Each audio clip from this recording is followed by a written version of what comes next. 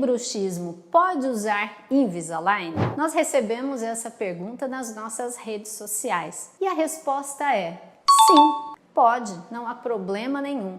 O Invisalign, para quem não conhece, são alinhadores transparentes usados para correção dos dentes e para resolver um problema de encaixe dos dentes. Quem tem bruxismo é quem range os dentes. E a dúvida muitas vezes é: doutora, será que esses alinhadores não vão quebrar por causa do bruxismo? E a resposta é não, porque o tratamento com o Invisalign consiste na troca desses alinhadores. Ou seja, se o bruxismo estragar um pouquinho esses alinhadores, logo eles já vão ser trocados, já vão ser substituídos. Gostou desse vídeo? Te ajudou? Compartilha com seus amigos e ajude alguém a também ter essa informação.